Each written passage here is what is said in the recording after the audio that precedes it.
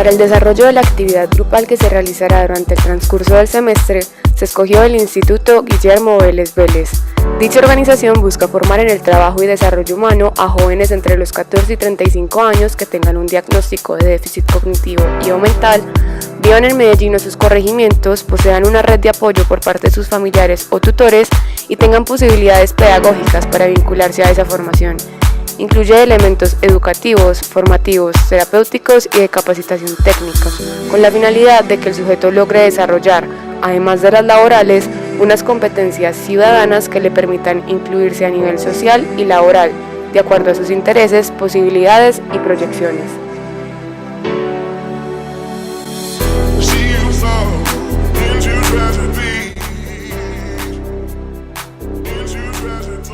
En la mayoría de los casos, las personas que son matriculadas en esta organización entran con la concepción de objeto de sí mismo, y por esta razón es que se realizan diversas actividades dirigidas a devolverles la condición de sujeto. La principal estrategia es la formación en el trabajo, a lo largo de los niveles prelaboral, laboral e inclusión, en donde el sujeto se determinará a sí mismo, pues podrá descubrir cuáles son sus deseos, qué le gusta hacer y cómo se proyecta en el futuro, para poder utilizar posteriormente las competencias desarrolladas.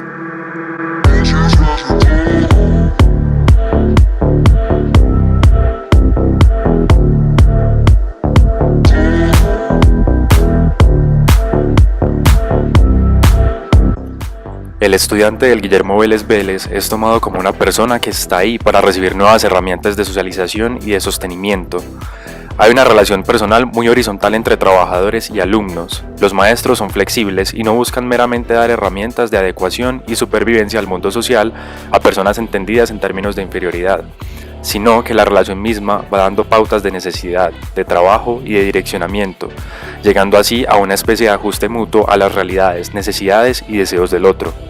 Es entonces una institución que parece plantear una relación muy dialéctica entre individuos, y no solamente utilitarista o en términos de poder y dominio sobre el otro, como se vivencia en otras.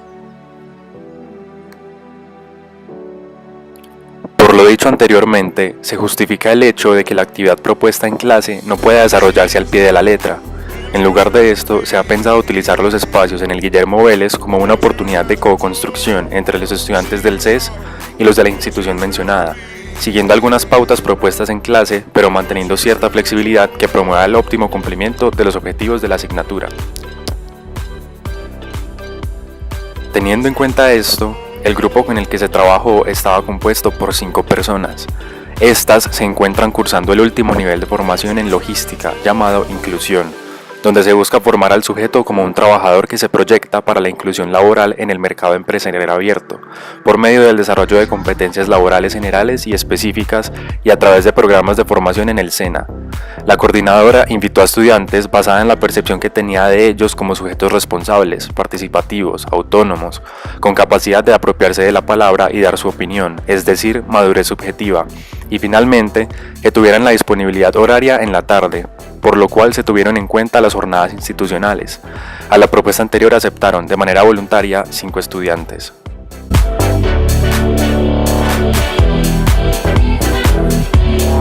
El grupo fue bautizado como improvisación grupal por los participantes y facilitadores. Es un grupo cerrado y formal cuyo objetivo es la construcción de saberes a partir de experiencias propias, tanto de los facilitadores como de los participantes. El proceso de selección y la aceptación voluntaria permiten que aumente el grado de compromiso con la meta, las normas, la participación necesaria para el correcto flujo y el desarrollo del grupo. El que los integrantes se conocieran de antes permite que haya un sentimiento de nos desde antes de la composición. La primera actividad que se propuso para romper el hielo fue la de presenta a tu compañero, aprovechando que se conocían de antes. Esta consistía en elegir otro miembro del grupo para presentar ante los demás. Los facilitadores también debían hacerlo. Posteriormente se realizó la actividad de mi objeto favorito como otro rompehielo y una manera de conocer mejor a los participantes.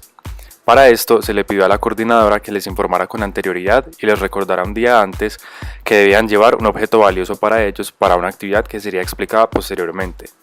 Se le pidió a los miembros que hablaran de su objeto, del significado que tiene y si el objeto pudiera hablar, qué diría de los participantes. Los facilitadores también llevaron y presentaron su objeto. A continuación se indagó sobre qué necesidades podíamos tener en ese momento, pues considerando la ideología de la institución, estas debían ser acordadas con los participantes.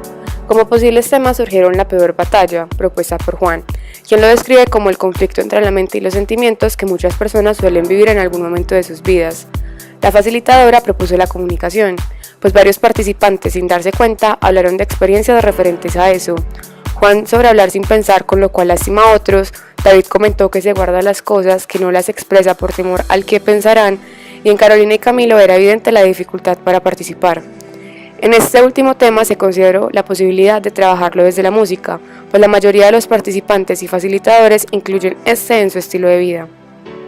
Finalmente se realizó el encuadre, donde se explicitaron las normas y consideraciones de los encuentros. Estas fueron: puntualidad, compromiso, notificar con anticipación en caso de no poder asistir, llevar los materiales solicitados en caso de que se necesiten, utilizar pertinentemente el grupo de WhatsApp, respetar la palabra y la opinión de los demás y finalmente participar activamente en las actividades propuestas. Para el siguiente quedó la tarea de pensar en un tema propuesta para exponerlo ante los demás argumentando por qué sería el mejor para trabajar.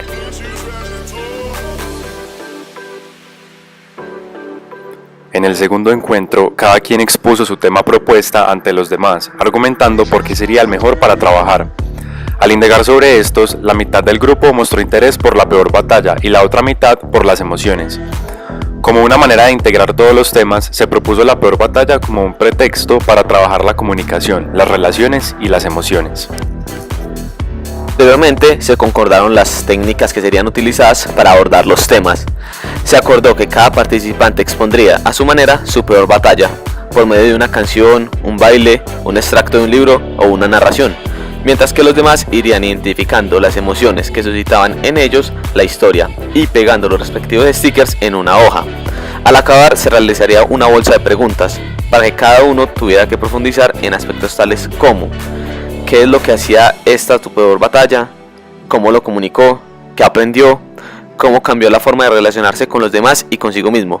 Finalmente se dibujaría una silueta para identificar cómo y en dónde se debía cada una de las emociones negativas suscitadas. Al final del encuentro surgió la propuesta de hacer exactamente lo mismo con el momento más feliz, para lo cual se acordó que en la siguiente visita se abordaría la peor batalla y en la última el momento más feliz. Así se llegó a un pequeño encuadre en que cada uno se comprometió a llevar su peor batalla preparada para el siguiente encuentro. Finalmente, a partir de los roles identificados durante el primer encuentro, se realizaron las recomendaciones pertinentes. Dichos roles fueron: Camilo asumió el rol de tímido, Juan asumió el rol de animador o representante de grupo, a la vez que el rol de agitador o motivador, y el rol participativo y solidario.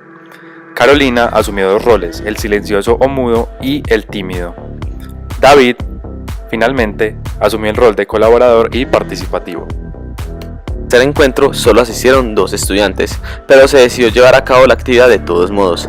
En los lugares visitados los stickers se encontraban agotados, por lo cual debemos improvisar usando cinta y estrellas decorativas. Cada quien compartió su peor batalla, mientras que los demás pegaban las estrellas que representaban lo que sentían. La correspondencia entre color y emoción fue acordada entre los participantes. El rojo representaba la tristeza, el verde la alegría, el azul la rabia y el amarillo el miedo, la inseguridad o desconfianza. Tras escuchar cada historia, los demás participantes comentaban las estrellas que habían puesto y por qué. Y al haber compartido todas las historias, cada quien reflexionó sobre qué sintió contando la propia y lo plasmó en una línea de cinta diferente. El grupo alcanzó un nivel de profundidad naturalmente, por lo que la bolsa de preguntas no se realizó. Posterior a esto, Juan se excusó y se retiró, por lo cual la última actividad, la silueta, solo se hizo en compañía de Carolina. En esta, cada quien representó la rabia, el miedo, la tristeza y la inseguridad a su manera, en un color diferente. Las actividades anteriormente descritas permitieron trabajar la identificación de emociones en el otro y en sí mismo, tanto a nivel verbal como a nivel corporal. Permitieron que cada quien se apropiara de la palabra a su manera, trabajando la comunicación, y por medio de las reflexiones realizadas se profundizó en la relación que cada quien instauraba consigo mismo y los demás cuando se vivía este tipo de emociones. En el cuarto encuentro asistieron los mismos 2 estudiantes del encuentro anterior. se empezó contextualizando a Juan sobre la última actividad que se realizó en su ausencia y se le pidió que nos ayudara a completarla con el cómo y dónde sentía cada una de esas emociones. Tras acabar esto, se prosiguió con el momento feliz. En esta se hizo exactamente lo mismo que en el encuentro anterior, cada quien contó su historia y a su manera. Los demás ubicaron las estrellas correspondientes a la emoción. En esta ocasión el rojo era confianza y seguridad, el verde alegría y orgullo, el amarillo amor y el azul sorpresa. Se hizo la retroalimentación del por qué se eligieron dichas estrellas después de cada historia y el ejercicio introspectivo de cómo cada uno se sintió contando su historia. Por último se realizó la silueta donde se representaron las emociones positivas mencionadas, se hizo el cierre correspondiente donde cada quien compartió lo que había aprendido en los dos últimos encuentros y finalmente el compartir. A continuación escucharemos a los dos últimos participantes.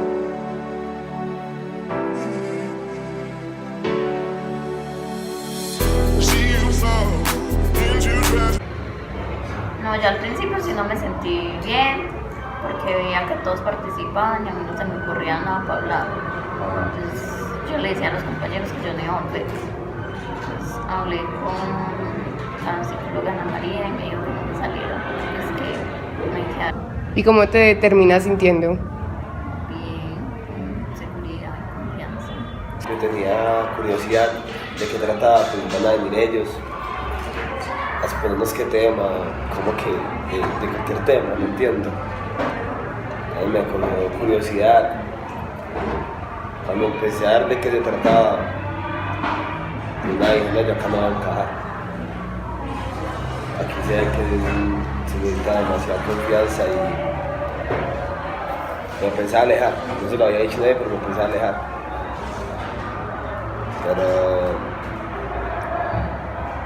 luego pensé, no, pues, ¿para qué me voy a rendir? Ya me metí en eso, vamos a darle. ¿Y qué sientes que aprendiste? Que puedo dar más de mí y que me faltan emociones.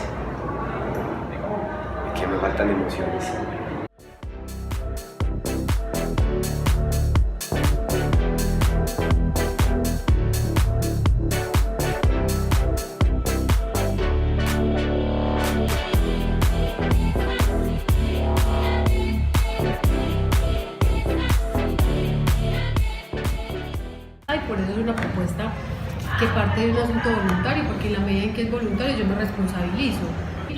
Entonces, esto como un ejercicio de inclusión que está ahí por debajo, como un poco disfrazado, muestra es eso, cómo el otro se excluye, y se excluye y de pronto se queda parado en el, no es que a mí me excluyen por mi discapacidad, no es que a mí me excluyen porque tal, no, es como yo me excluyo de los espacios, cuando dejo de ir, cuando no me pongo en la palabra, que era un ejercicio que hacíamos con Caro, pero Caro, ponete en la palabra que sabemos que tenés mucho que decir y cómo va avanzando en ese proceso, va escalonando. Eso me parece como muy interesante en ellos y que de pronto los chicos aún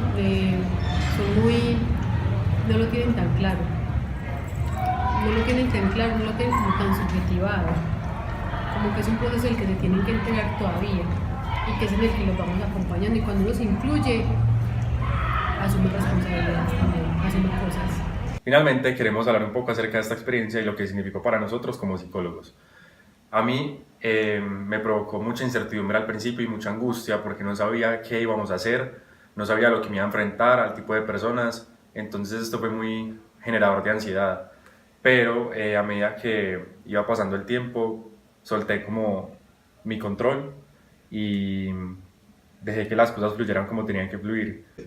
Bueno, a mí este ejercicio me ayuda a darme cuenta de que tengo que trabajar en mi necesidad de control para poderme desempeñar bien como psicóloga, pues muchas veces en las instituciones con las que trabaje o los pacientes con los que trabaje no va a poder tenerlo.